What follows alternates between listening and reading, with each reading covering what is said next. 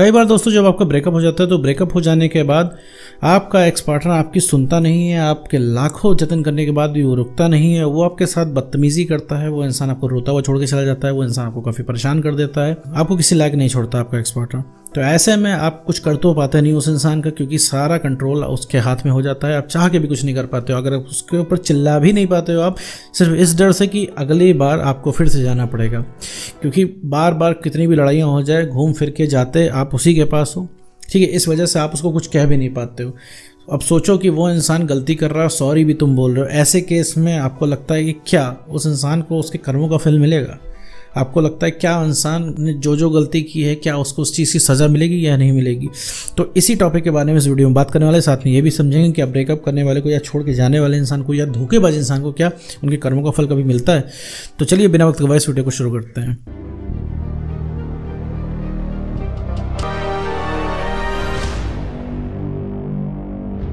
देखो, मान लो मेरे दोस्त तुम्हारा कोई अगर रिलेशनशिप था, इसमें तुम्हारा ब्रेकअप हो चुका है। ब्रेकअप हो जाने के बाद भाई तुम सब कुछ कर धर के हार चुके होते हो, अपने एक्स को मना चुके हो हर तरीके से, वो मानता है नहीं। वो इंसान तुमसे बदतमीजी करने लग जाता है, क्योंकि तुम लगातार उसके पीछे पड़े रहते हो, क्योंकि लगातार तुम्हें कुछ मतलब तो होता नहीं है।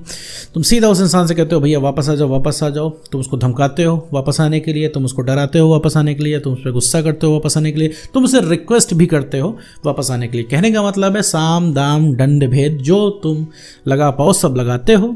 इसके बाद भी जो है एक्स है वो तो निडर होता है तुमसे, ठीक है, क्योंकि एक्स को पता होता है कि तुम उसका कुछ बिगाड़ नहीं पाओगे, तो वो तुमसे निडर हो जाता है। वो कहता है हम नहीं आएंगे तो नहीं आएंगे तो नहीं आएंगे।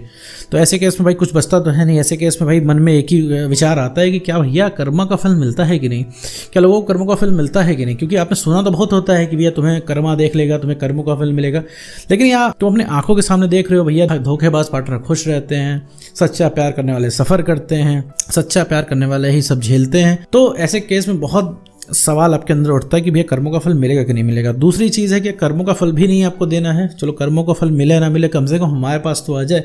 आपको रिलेशनशिप वापस लाना होता है, लेकिन अब रिलेशनशिप वापस लाने के चक्कर में आप इतना ज़्यादा उस इंसान से झगड़ा कर चुके होते हैं, इतनी सारी बातें खराब हो जाती, इतना सब कुछ आप उल्टा सीधा आपस में बोल चुके होते हो कि भैया रिलेशनशिप में फिर कुछ बचा नहीं होता है ब्रेकअप के बाद, ठीक है।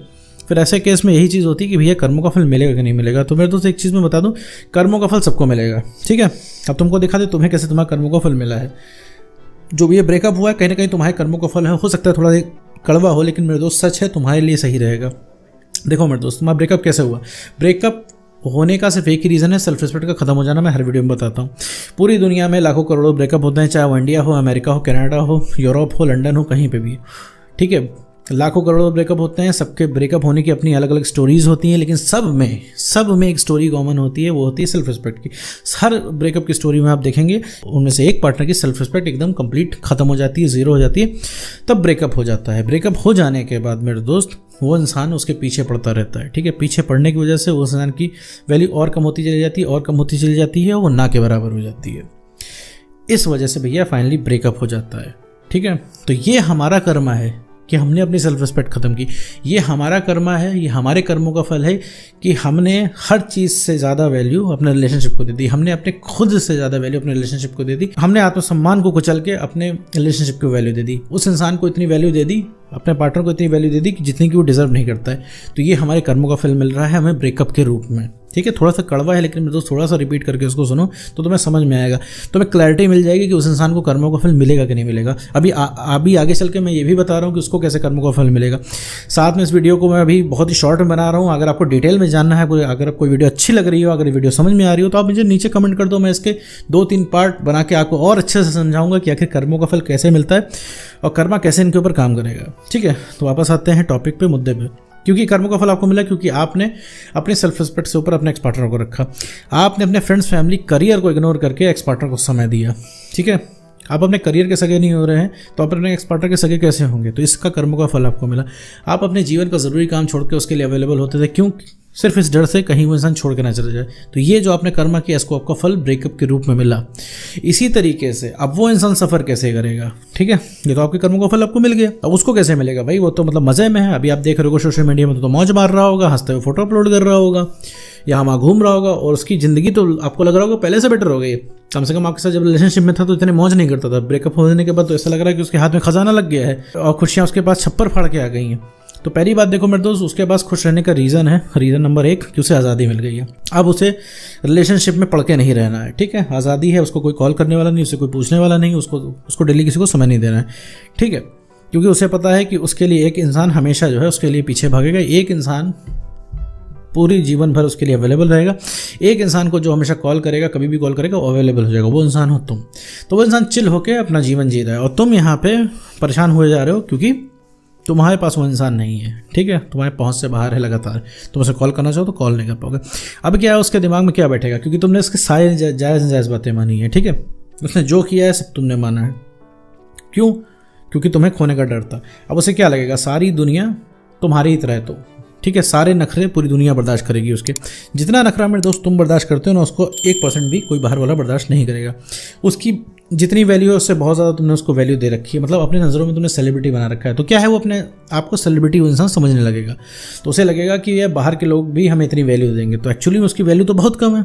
तो वहाँ पर जब जाके वो धोखा खाएगा तब उसे समझ में आएगा कि कितना गलत हुआ है उसके साथ, कि तब उसे समझ में आएगा कि उसने कितना गलत किया है आपके साथ, ठीक है। क्योंकि आपने अभी उसकी आदत ऐसी डाल रखी है कि उसको एकदम राजाओं की तरह फील कराने वाली आपने आदत डाल रखी है कि वो इंसान एकदम राजाओं की तरह फील कर रहा है। आपको चीट कर देगा तब भी आप कुछ नहीं कर पा रहे हो, आपको अपने समय पर अवेलेबल हो रहा है तब भी आप कुछ नहीं कर पा रहे हो, मन कर रहा है फ़ोन कर रहा है तब बात हो रही है तो उसमें आप कुछ नहीं कर पा रहे हो, जब मन कर रहा है वो टेक्स्ट कर रहा है तब बात हो रही है तब आप कुछ नहीं कर पा रहे हो।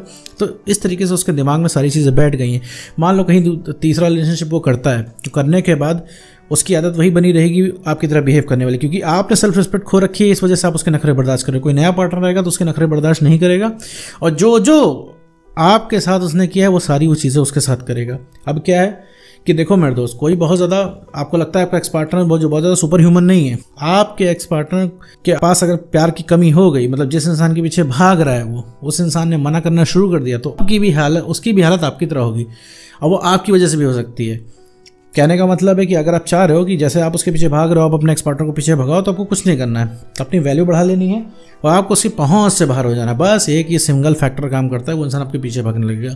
तो कहने का मतलब है कि वो उस इंसान को कर्मों का फल ऐसे मिलेगा क्योंकि उस इंसान का दिमाग अपने खराब, उसका आपने इतना मन बढ़ा दिया है कि उसको लगता है पूरी दुनिया बहुत ही आराम से चलेगी, हम कुछ भी करेंगे, कोई मुझे कुछ कहेगा नहीं, मुझे कोई रोक टोक नहीं होगी, क्योंकि तुम्हारी तरफ से कोई रोक टोक नहीं है। तो कर्मों का फल उसे ऐसे ही मिलेगा, और उसे अपने ऐसे बिलीफ हैं कि वो जो करेगा सब सही है, और वही उसका कर्मा जो है उसे गड्ढे में गिराएगा मेरे दोस्त, ठीक है। तो ये है कर्मा की स्टोरी। तो कर्मों का फल भैया देखो सबको मिलता है। अगर तुम्हें समझ में ना आया हो रिपीट करके देखो, अगर तुम और डिटेल में जानना चाहते हो तो कमेंट करो, मैं 2-3 पार्ट्स में और वीडियो बना दूंगा जिससे तुम्हें समझ में आ जाएगी भैया कर्मा काम कैसे करते, ठीक है। तो जो फाइनल क्वेश्चन है कर्मा का फल मिलता है कि नहीं मिलता है, तो भैया यहाँ पे धरती पे जो भी है हर इंसान को उसके कर्मों का फल मिलता है, उसको कर्मों का फल मिलके ही रहेगा। लगातार आप कर्मा क्रिएट कर रहे हो, आपके पुराने कर्मों का फल मिल रहा है, नया कर्मा बना रहे हो, उसका फल आपको लाइन से मिलता जा रहा है। अच्छा कर्मा कर रहे हो तो अच्छा फल मिल रहा है, बुरा कर्मा कर रहे हो तो बुरा फल मिल रहा है, ठीक है। अभी भी जो तुम वीडियो सुन रहे हो तो ये कर्मा ही बना रहे हो, ठीक है, मतलब कर्मा कर रहे हो। तो उम्मीद करता हूँ दोस्तों आपको वीडियो समझ में आएगा। तो आज की वीडियो में बस इतना ही।